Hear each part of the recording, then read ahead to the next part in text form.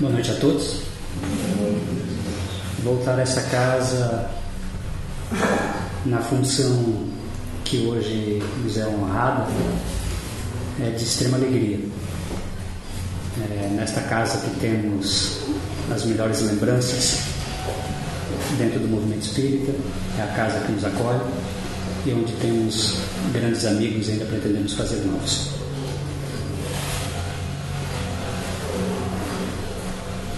Disse que a superfície que vivemos hoje, além dessa superfície, há duas outras camadas celestes e uma subterrânea.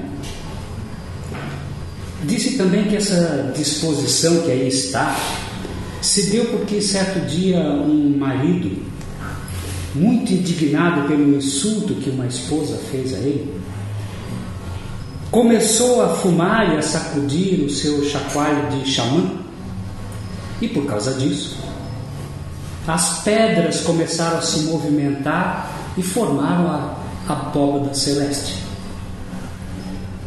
Dessa movimentação toda, uma outra abóbada mais superior se formou, e as pessoas apavoradas com aquele movimento, algumas acabaram indo parar nas abóbadas e viraram os deuses. Os que foram parar nas abóbadas ainda superiores, chamado céu vermelho, viraram os deuses mais elevados. Outros foram tragados no movimento em que as pedras rolaram para dentro do rio e habitam hoje em mundos subterrâneos. Apenas um homem e duas mulheres conseguiram subir numa árvore e se salvaram, e delas é que formaram toda a aldeia que hoje existe.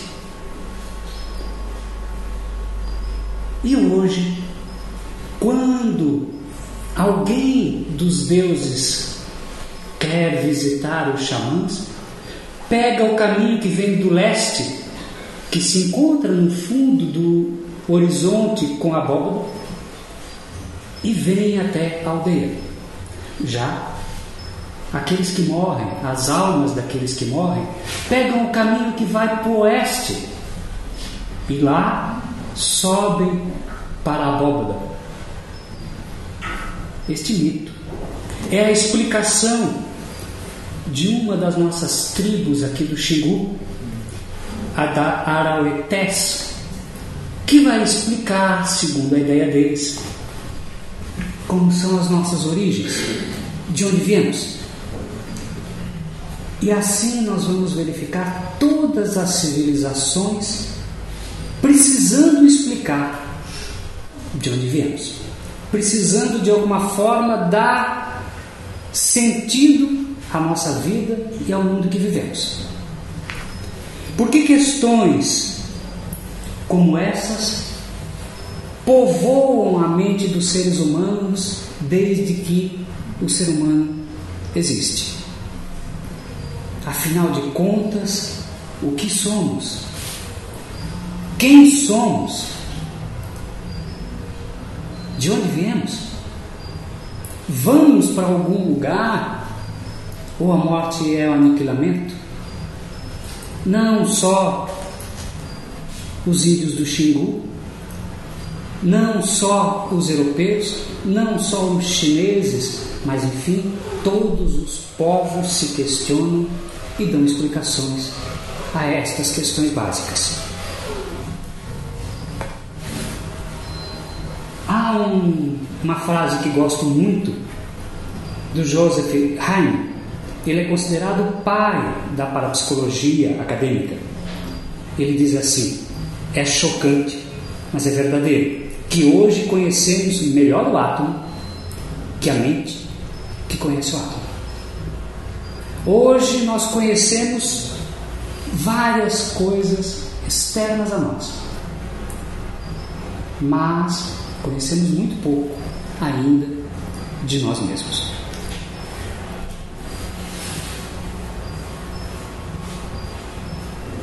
Vou saindo então lá dos mitos indígenas. Parece que temos poucos aqui descendentes dos indígenas. Somos todos mais ocidentais, com culturas diversas, mas a maioria oriunda dos europeus, fomos formados numa visão religiosa que hoje poderemos chamar de visão dogmática.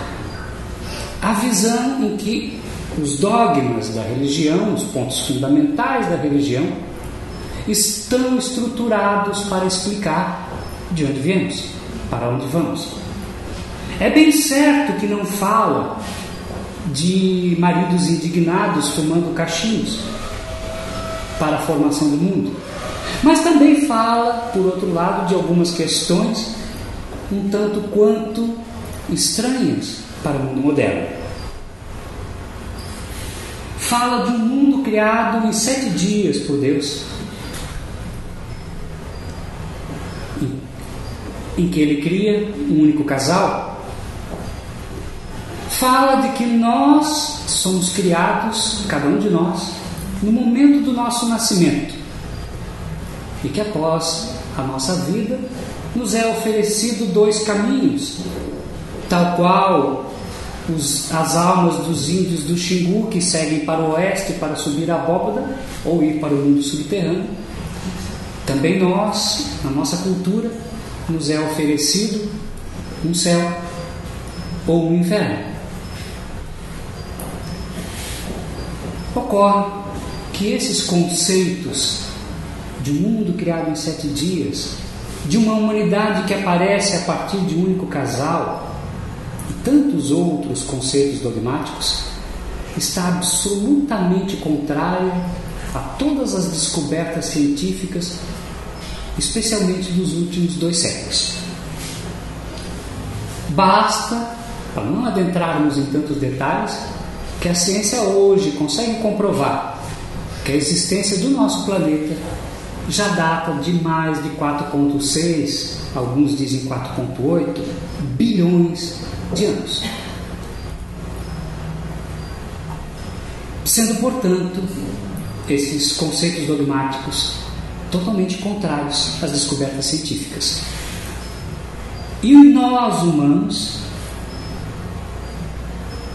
a contradizer a colocação dogmática, vivemos sobre a Terra já há milhares de anos, segundo os estudos científicos. Isso entrando somente para as questões mais materiais, mais do mundo físico. Mas quando entramos para as questões mais filosóficas, nem falaremos religiosas, espirituais, apenas filosóficas. As questões mais básicas não nos são atendidas por esse conceito. Se nascemos em determinado momento e a nossa alma é criada naquele momento, onde estaria a justiça daqueles que nascem com doenças absolutamente incuráveis? Ou então não há justiça, é mero acaso. Como explicar que determinadas pessoas têm aptidões tão diferentes e tão díspares uma das outras? Se fazemos a questão de acreditar num Deus justo e que dê igualdade de condições a todos nós, no mínimo essas questões básicas, esta ideia já não nos acalenta. Que dizer então, quando começamos a avaliar a questão do que nos é oferecido após a morte do corpo? Quem aqui se considera uma pessoa tão boa, tão ilibada moralmente, que mereça, como pagamento de suas atitudes, viver na eternidade de bonanças no céu por conta das suas atitudes? Quem nunca errou? Quem se considera santo o suficiente para merecer esse céu eterno? Por outro lado, quem se considera tão mal que acha que o pagamento das suas maldades, um preço justo para ela, seria arder eternamente? É justo um Deus que não permita que possamos resgatar um erro ou vários erros? É justo um Deus que, por mais que tenhamos feito algo equivocado, não dê a seu filho uma outra oportunidade? E a separação que existe entre os familiares? Seria feliz uma mãe sendo levada pelos anjos ao céu e questionada onde está seu filho? Está dentro do inferno. É lá o lugar dele. Seria feliz esta mãe? E se olharmos um pouco mais por uma questão mais ampla, já que hoje os telescópios nos permitem verificar que o universo é infinito, que há astros provavelmente habitados, e não poucos, segundo a nossa própria avaliação da ciência, onde estaria esse inferno? No centro de cada planetinha desse?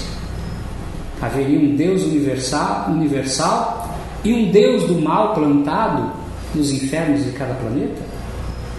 São apenas questões que fazem com que muitos passam a abandonar toda a visão religiosa e aceitar como única possibilidade de que nada exista. É a visão materialista da vida, decorrente de olhar para esses questionamentos e dizer: essa religião não preenche os meus questionamentos. Essa visão de mundo está ultrapassada.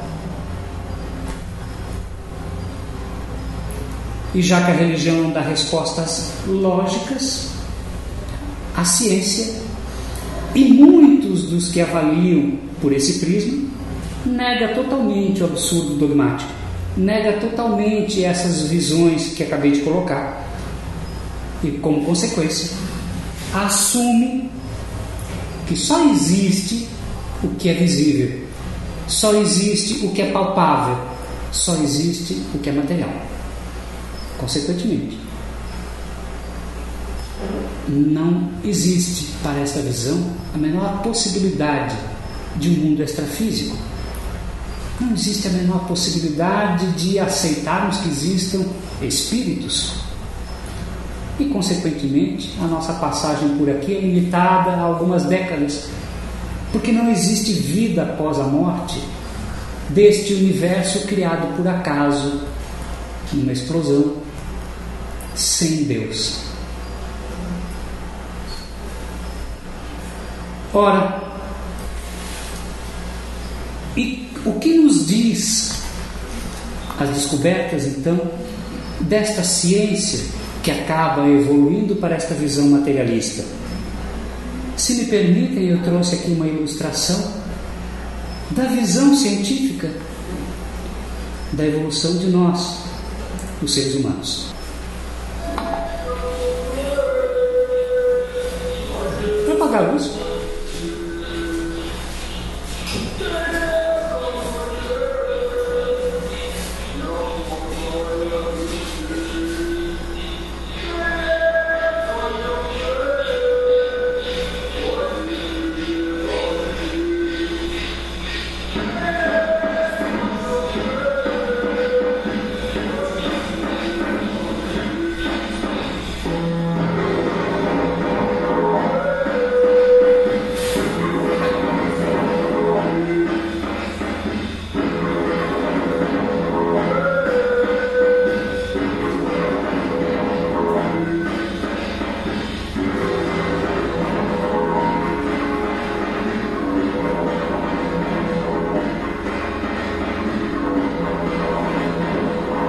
Primeiras habilidades.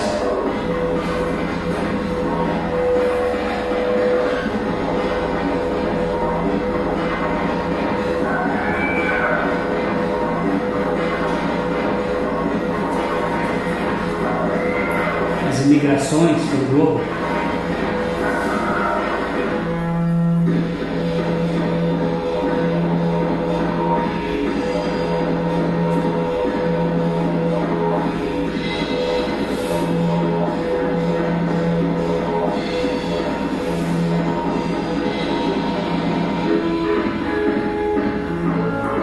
Primeiras emoções.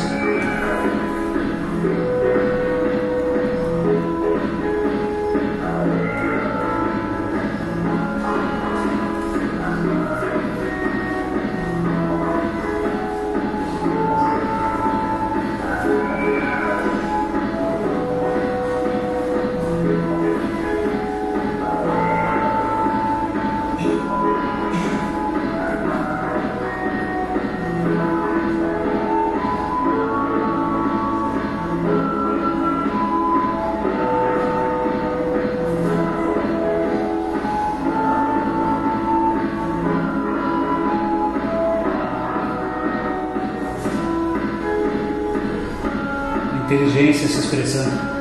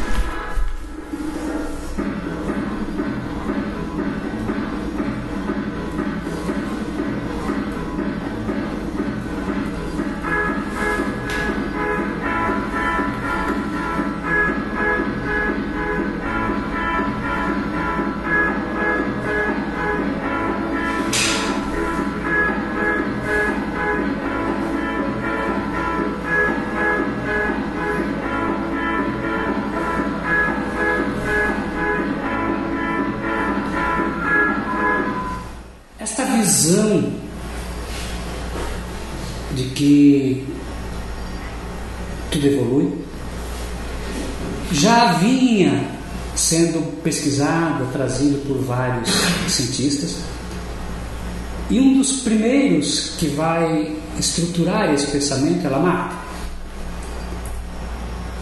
Aqui é uma ficha rápida de Lamarck, que não nos cabe agora entrar em detalhes, se alguém quiser depois pesquisar a respeito. Mas a visão de Lamarck, em seus estudos, traz alguns pontos interessantes para sermos avaliados, porque ele vai entender e buscar como explicação para os processos evolutivos o que ele chamou de lei de uso e desuso e a lei de transmissão de caracteres adquiridos. Basicamente é assim: à medida que o planeta vai passando por várias etapas, o ambiente vai se modificando, na visão do Lamarck. Com essas modificações, surgem novas necessidades. À medida que o ambiente muda, os seres vivos necessitam de novas coisas para se adaptarem àquele ambiente. E isto tende a criar novos comportamentos. Se está mais frio, se faz de um jeito; se estava mais quente, se faz de outro, somente como exemplo. Então ele cria a ideia da lei do uso. À medida de que uma necessidade se estabelece, determinados órgãos são mais utilizados e por isso desenvolve-se. Usa-se nesse conceito o desenvolvimento dos órgãos como explicável por esta lei do uso.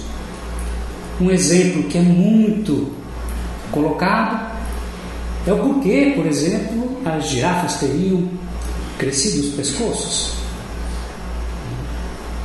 Por uma necessidade de ambiente, as árvores ficaram mais altas, elas precisavam se esticar. E dessa forma, ao se esticarem, foram passando essas informações aos seus descendentes. E o resultado são as pescoçudas que conhecemos, segundo Lamarck. E ao contrário, há a lei do desuso. Da mesma forma, ou da forma inversa, órgãos não utilizados se atrofiam ao longo das eras e deixam de existir. E desta forma começa a se estabelecer as mudanças nos organismos. E essas características, então, são passadas para os seus descendentes. E concluindo, ao longo da passagem do tempo, as espécies começam a se adaptar e as novas gerações formam novas espécies. Bonita teoria, interessante. Mas, no entanto, ela não foi levada nada a sério. Por quê? Coloca Lamarck que a matéria viva, os seres vivos, teriam uma ambição natural de se tornar melhor. Mas não há como comprovar isso. A lei do desuso, como o exemplo do pescoço, ela não é válida para todos os órgãos. Se eu resolvo fazer academia, musculação, determinados órgãos, meus braços, minhas pernas, começam a mudar, mas eu não passo isso para os meus descendentes. É uma característica minha. Então, o uso de determinados órgãos do pescoço para alcançar as folhas não passaria de geração para geração. E, portanto, não se explica as modificações dessa forma. E assim também, ou muito paralelo, a lei dos caracteres adquiridos, a atrofia e a hipertrofia, como expliquei, de uma estrutura adquirida durante a vida de um ser vivo, não é transmitida aos descendentes. O exemplo da academia. Bom, e como fica então? É que nós temos um outro personagem interessante na história, Darwin, também já bem conhecido de muita gente, nem que seja por ouvir falar na TV, né? Esse é Charles Darwin, já um pouquinho mais velho, né? Com seu interesse pela natureza, ele faz viagens pelo planeta, as famosas viagens, verificando as questões dos seres vivos em vários locais. E especialmente, aonde? No arquipélago de Galápagos, famosa história, porque muito isolado seria um exemplo importante a estudar, porque os seres ali tiveram pouco contato e evoluíram de forma isolada. Vai ele assim fazer várias observações sobre pássaros, sobre tartarugas e por diante. E o resultado, ele vai colocar bases para a sua tese de evolução das espécies. Basicamente, sem nos apegarmos a muitos detalhes, ele vai verificar variações dentro das mesmas espécies. As populações tendem a crescer segundo uma população geométrica, enquanto os recursos alimentares crescem segundo uma população aritmética. Todo mundo entendeu tudo, né? O que significa? Que na grande maioria das vezes o alimento é escasso para as populações. E somente os mais hábeis, aqueles que tiverem as condições, é que sobrevivem no mundo natural. Quais são esses? Justamente aqueles que têm características mais apropriadas ao ambiente. Então, coloca ele que não é os órgãos que se modificam de acordo com a necessidade, mas é o inverso, ou quase o inverso. É o meio que exerce uma seleção natural. O que é essa seleção natural?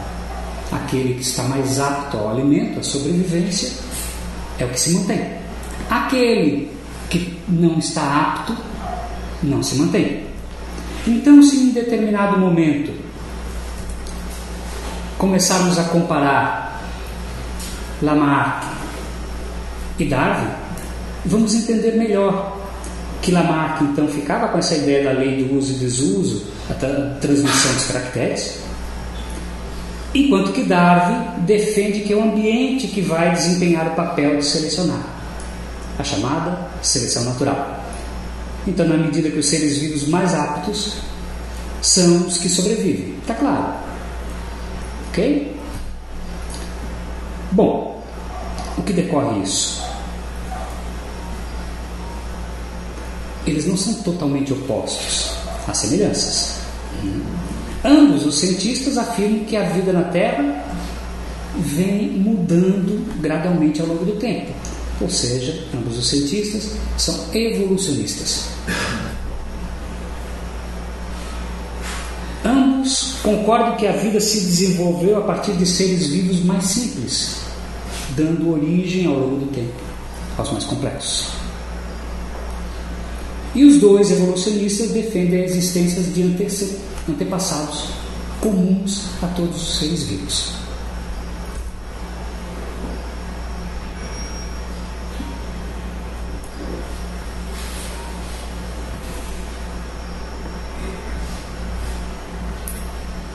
E se pegarmos o mundo mais atual, com as descobertas atuais, com a descoberta do DNA e as pesquisas voltadas para o interior da célula, o entendimento daquilo que o Darwin viu na prática, agora os laboratórios podendo comprovar, reformula-se alguns conceitos de Darwin e surge um neodarwinismo, baseado em cientistas de várias áreas, geneticistas, biógrafos, paleontologistas e botânicos, defendendo então a posição de Darwin, deixando claro que a ciência hoje comprova os processos de evolução. Mas daí nós nos voltamos à questão da dogmática, né? Gostaram? Piadinha? Pois é. Primeira posição que pediram para Adão e Eva: bota uma roupinha aí, nem que seja uma folhinha de parreira, né?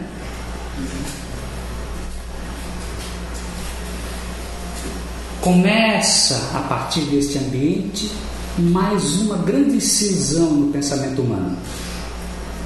De um lado, a ciência, e de outro, a religião. Movimentos dos mais diversos, colocando então as descobertas científicas, mostrando o aparato concreto daquilo que a ciência identifica. Por outro lado, os religiosos defendendo a ferro e fogo os textos sagrados, dizendo que é assim que está, é assim que tem que ser entendido. E hoje em dia temos uma situação estranha, porque são poucos os religiosos que defendem efetivamente aquela posição dogmática. Ainda alguns, mas são poucos. Mas eles simplesmente também se calam, porque não conseguem ver explicações. Há muitos colégios hoje estruturados sobre bases religiosas na nossa própria cidade, onde se aprende evolução das espécies, onde se aprende Darwin, onde se aprende seleção natural, e sobre a posição religiosa, um baita silêncio. Porque não conseguem colocar um sobre o outro e achar amparo, mas também não podem desdizer aquilo que amparava até então. Porém, olhando somente para o mundo material, e eu chegar à conclusão então de que tudo aquilo eram mitos, de que a ideia vinham lá dos nossos ancestrais, tipo os indígenas do Xingu, de que na realidade isso serviu para os nossos antepassados estruturarem o seu pensamento, mas que infelizmente não existe nada depois da vida. A ciência provando que tudo veio naturalmente, sem a existência de um Deus, e levar-nos à ideia de que o materialismo é que está certo, é no mínimo perturbador, porque isso significa acreditar que daqui a pouco seremos nada. Daqui a poucos anos, simplesmente deixaremos de existir. Então, como isso não cala também os nossos corações, as nossas consciências, será que haveriam respostas mais lógicas para aquelas questões básicas que coloquei no início?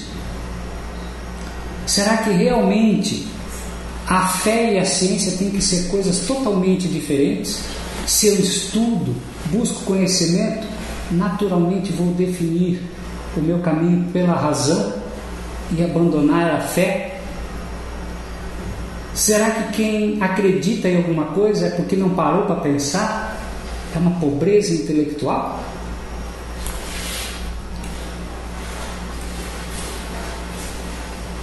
Na visão que a doutrina espírita nos apresenta, essas questões não fazem sentido.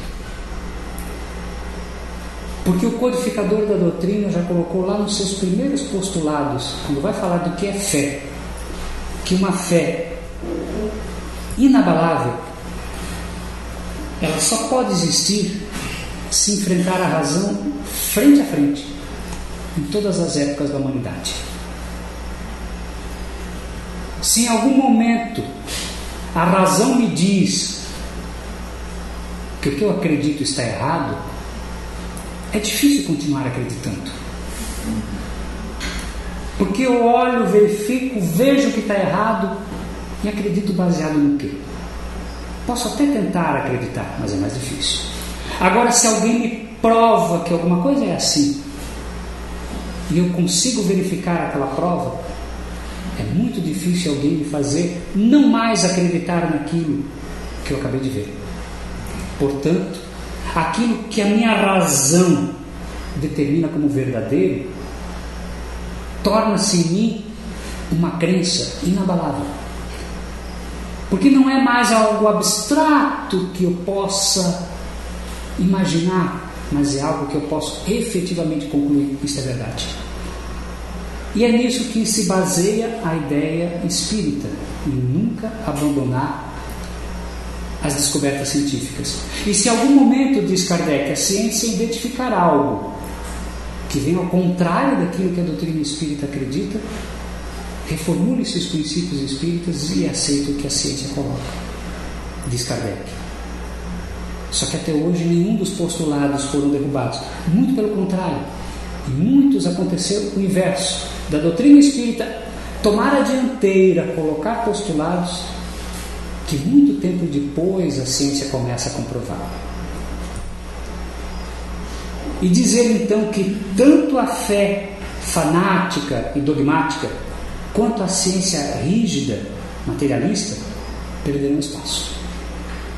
Que os extremos dessas duas visões perdem espaço quando o homem consegue observar que não são duas verdades, são apenas visões distorcidas de uma verdade central. Então, que outras respostas poderíamos ter àquelas questões tão antigas? Quem somos? O que somos? Vamos voltar um pouquinho aqui para o conceito científico. A nossa ciência atual consegue identificar com facilidade que toda a vida, o seu núcleo mais íntimo, é formado pelos aminoácidos. A garotada aí, que acabou de sair dos vestibulares, deve lembrar disso ainda. Eu fiz aí faz uns 2 anos, mais ou menos. É um núcleo básico. Bom, esses aminoácidos se estruturam em modelos que chamamos de proteínas. Para termos uma ideia, uma proteína tem de 100, no mínimo, a cerca de 3.000 aminoácidos, dependendo da proteína, dependendo da sua função. E onde estão essas proteínas? Elas formam as células. Então, aminoácido, proteína, célula. O nosso conceito científico é que em determinado momento os átomos se reuniram por acaso e formaram aminoácidos. Esses aminoácidos, passando com o tempo, essas matérias iniciais orgânicas, começaram a se estruturar e daqui a pouco, em algum momento, começaram a virar proteínas. E essas proteínas, se organizando aos milhares dos anos, formaram os primeiros seres unicelulares. muito bacana. Afinal de contas, tínhamos bilhões de anos para a natureza ficar jogando elementos até que isso acontecesse. É mais ou menos assim. Com bilhões de anos, a gente deixa a natureza pegar tijolos, sabe tijolo?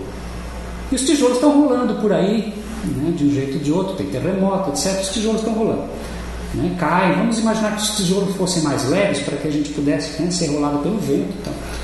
E um belo dia os tijolos se organizam, porque pode cair de um jeito, cair do outro. Um belo dia ele se organizou e formaram paredes. Aminoácidos. Proteínas. E essas proteínas começaram a se organizar porque tinha tempo, e um belo dia apareceu um edifício, uma célula, com uns 300 mil aminoácidos, 300 mil proteínas. Bem lógico, não acham? Por isso que na natureza tem tantos edifícios naturais, criados pela natureza. E um organismo assim, mais ou menos meio complexo, seria uma cidade. É mais ou menos essa a lógica. Tirando aqui o excesso poético que me fiz, de imaginarmos que estruturas tão complexas se montariam simplesmente com o passar dos processos sem nenhuma coordenação. Uma hora sai uma coisa torta, mas um dia vai sair uma parede. Um dia vai sair uma estrutura de DNA perfeita ali, capaz de se autorreproduzir. Até isso, os prédios vão se reproduzir sozinhos. Tá? Eles são melhores que os nossos prédios, eles são capazes de fazer cópias deles mesmos, que é uma outra característica boa. Pois bem, esta é a colaboração do espírita no processo. É claro que o processo de criação da vida se dá da maneira com que hoje o ser humano começa a entender. Mas achar que isso ocorre sem nenhuma intervenção é como acharmos que edifícios seriam capazes de se construir ao longo do tempo por mera junção de tijolos ao acaso. André Luiz, no livro Evolução em Dois Mundos, recomendável a leitura para qualquer um que pense em entender um pouco mais esse assunto e que tenha um dicionário do lado, porque ele é um pouquinho complexo, coloca assim: a Terra, imensa fornalha atômica, estava habilitada a receber as sementes da vida e, sob o impulso de gênios construtores que operavam no orbe, nascitoro, vemos o seio da Terra recoberto de mares mornos, invadido por gigantesca massa viscosa, a espalhar-se no colo da paisagem primitiva. Ele está falando aqui dos primeiros aminoácidos, das primeiras proteínas, criadas efetivamente com as estruturas do nosso próprio planeta, com os elementos do nosso próprio planeta, mas sob a coordenação de construtores. Esse é o termo que ele usa. Os prédios precisam de construtores. A vida também. Então nós temos uma contribuição da doutrina espírita para esse processo. Qual é a contribuição espírita para este processo de criação da vida? Que não existe realmente aquela mágica de que o mundo foi criado dos 7 dias. A gente pode ficar com o mito dos 7 dias, a gente pode ficar com o mito dos xamãs, algum mito anterior, mas eles não são mais que isso, mitos. Os mitos são necessários. Era a partir dos mitos que as nossas estruturas mentais passadas podiam se organizar. Mas, em especial, neste mito trazido por Moisés, há algo de mais especial. Quando Kardec vai estudar a Gênese mosaica no seu livro A Gênese, ele se dá conta e nos traz para a posteridade algo muito excepcional.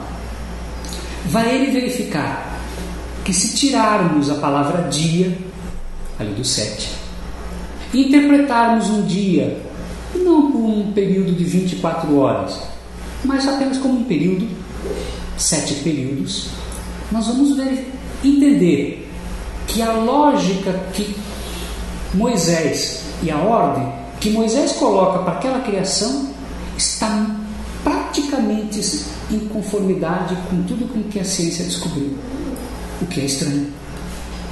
Quando Moisés vai relatar a sequência da criação dos seres vivos, ela está quase em conformidade com a sequência evolutiva que a ciência hoje descobre. Então o mito tem um fundamento. O mito traz para uma explicação de uma mente infantil a ideia do que efetivamente ocorreu. Apenas que possamos entender a simbologia de 7 períodos, não de 7 dias.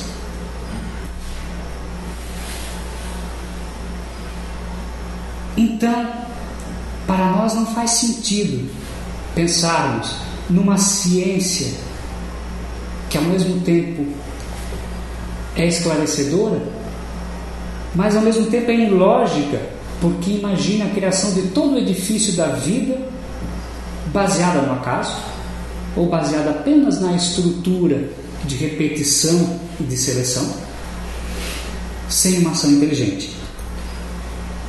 A ciência espírita, ela admite esta força criadora, um direcionamento inteligente para a criação da vida.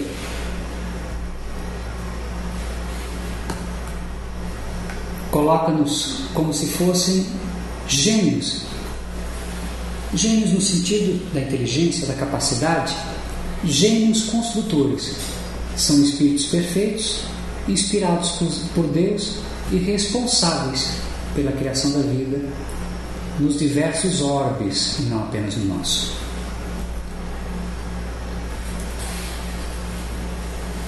Esta semana,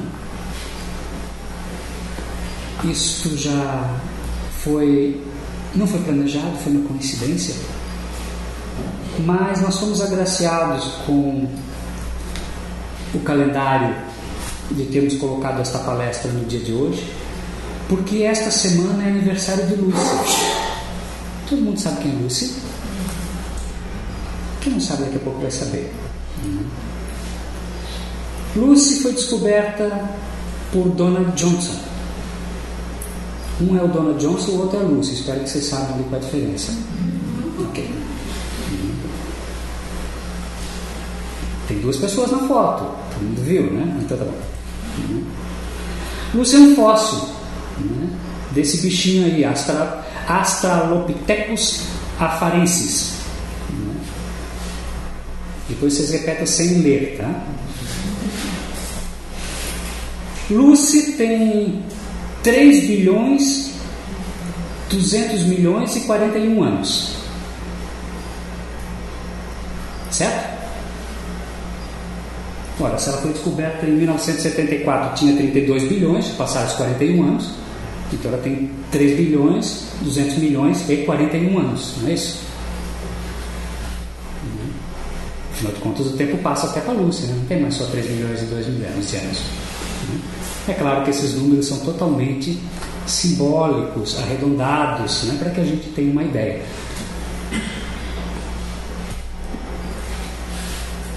O que tem de especial no esqueleto descoberto pelo Donald?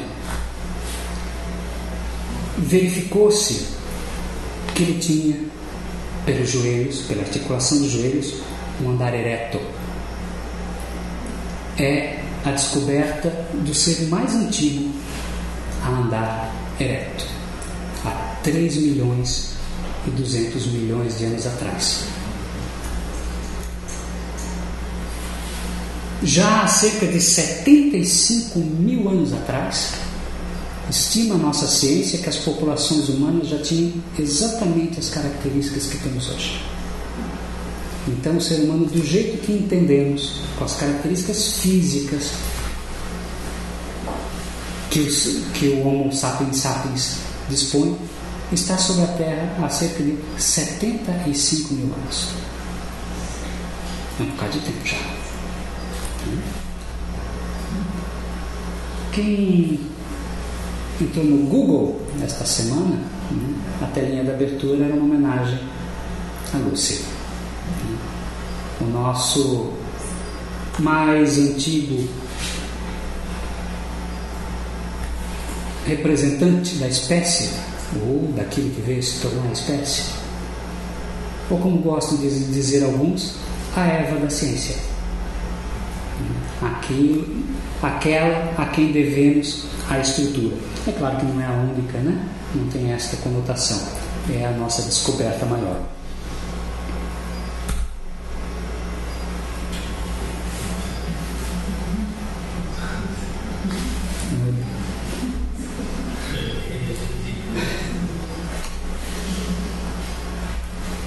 Sem comentários.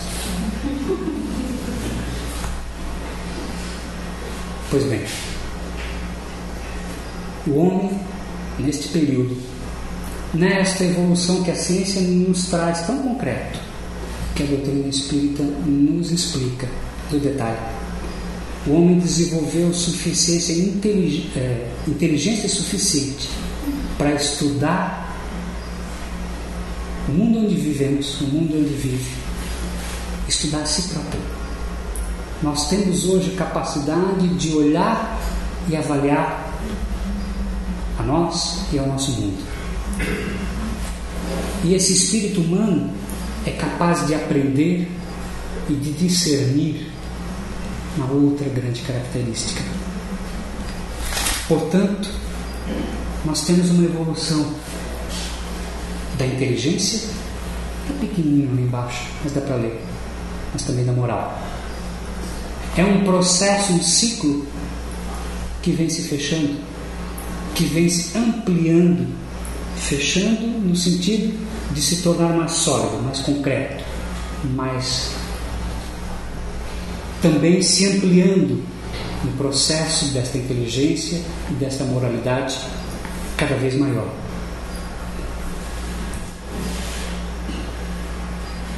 Como fica então a visão desta ciência e religião chamada Espiritismo?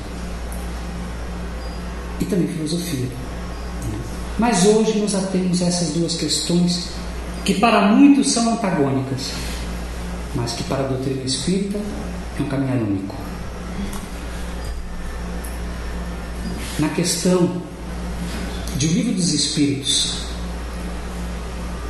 que trata Kardec da evolução do homem, pergunta ele, lá no 607, dissestes que o estado da alma do homem na sua origem corresponde ao estado da infância na vida corporal, que a sua inteligência apenas desabrocha e se ensaia para a vida. Onde passa, pergunta ele, o espírito, essa primeira fase do seu desenvolvimento? Resposta de Kardec, dos espíritos a Kardec: numa série de existências que antecedem ao período que chamais humanidade. Onde passa o espírito essa primeira fase do seu desenvolvimento? Numa série de existências que antecedem ao período que chamais a humanidade. Gostaria de chamar a atenção de dizer que o Livro dos Espíritos foi publicado antes do Tratado de Darwin.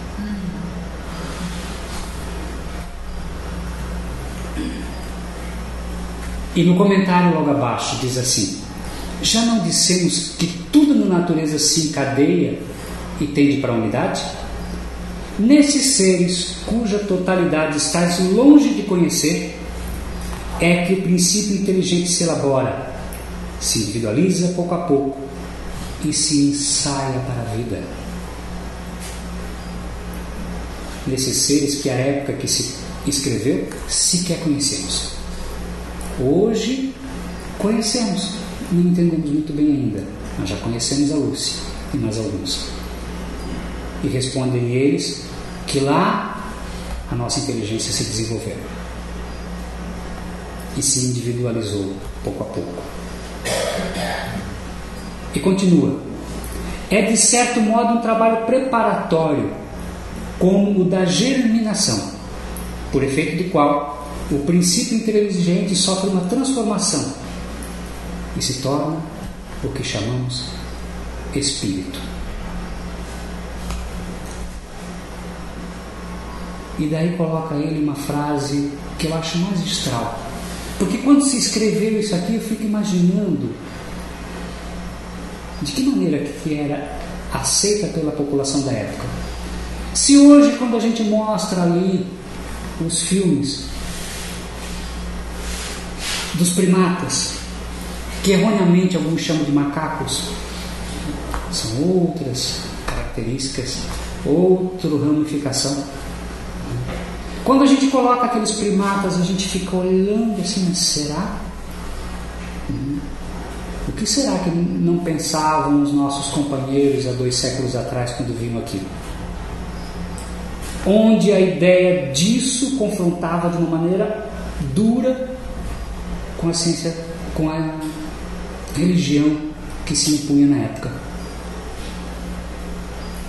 E eles vêm complementar a resposta com essa frase que eu acho fantástica. Nesta origem, coisa alguma há de humilhante para o homem. Sentir-se-ão humilhados os grandes gênios por terem sido fetos, informes nas entranhas que o geraram? Se alguma coisa há que seja humilhante, é a sua inferioridade perante Deus. Se alguma coisa pode nos causar constrangimento, é o quanto nos falta ainda para frente, e não o nosso caminhar do que já fizemos. Se alguma coisa pode nos constranger, é observar que hoje temos capacidade intelectiva para sermos moralmente muito melhor que somos. Não é por falta de conhecimento que não somos melhores moralmente. É por falta de atitude. Então isso sim poderá nos causar algum constrangimento. O caminho que já percorremos, esse sim deveríamos orgulhar-nos de já termos feito. E por isso faz todo sentido a frase de Kardec, que a fé só é inabalável quando pode enfrentar frente a frente a razão, em todas as épocas da humanidade. Então, se em algum momento nós nos questionarmos se quem está correto, a ciência ou a religião, como espíritas, podemos dizer com certeza que essa pergunta não faz o menor sentido. Porque se a ciência fez a descoberta, ela só vem comprovar aquilo que a doutrina espírita pontuou antes até mesmo dos experimentos científicos, que hoje são considerados naturais por qualquer uma das nossas crianças, em qualquer escola, inclusive as de cunho religioso. E a nossa evolução não vai cair lá para sentarmos curvados no computador, não. A nossa evolução é andarmos para o ambiente espiritual, o ambiente celeste, para futuros que ainda conseguimos vislumbrar de uma forma tão pequena, mas que já nos está sendo desenhado. Então, quando nós olharmos para o caminho do passado, nos orgulhemos sabendo que a nossa história, enquanto espécie, enquanto ser, e quando olharmos para o futuro, tenhamos a esperança de que o nosso crescimento para frente é ainda maior do que tudo que já deixamos para trás. Era isso por hoje. Muito obrigado.